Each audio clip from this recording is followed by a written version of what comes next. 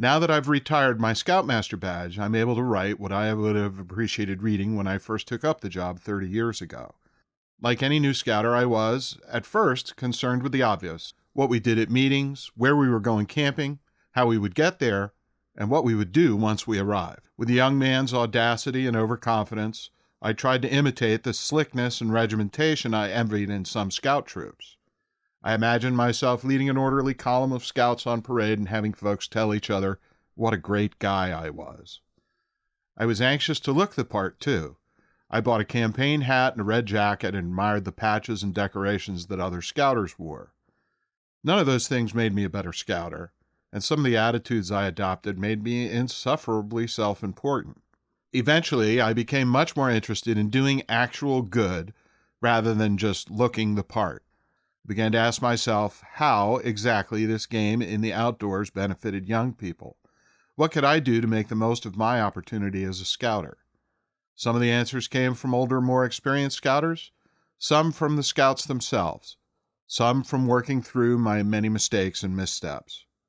But the real revelation was stumbling on the writings of scouting's founder, Robert Baden-Powell. His brief but meaningful Aids to Scoutmastership is required reading for any scouter. And I finally hit on the idea of telling a story to illustrate what I've come to understand about scouting over the past 3 decades. What would I do if I had the chance to start all over again? What if I knew then what I know now? Most of our training courses and official literature present an idealized, sanitized, and artificial picture of scouting.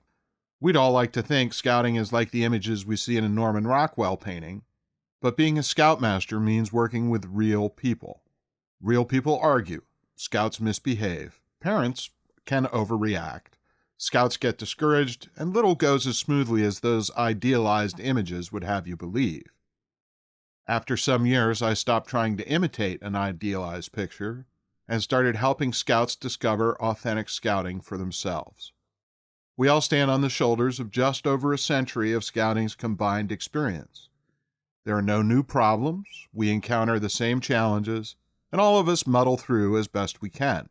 If you are expecting a book full of systematic instructions or closely defined policy statements, you're going to be disappointed. You'll find that getting the policies and procedures right isn't all that difficult. Catching the spirit of our work is the bigger challenge. Scouting isn't quite like anything else young people do.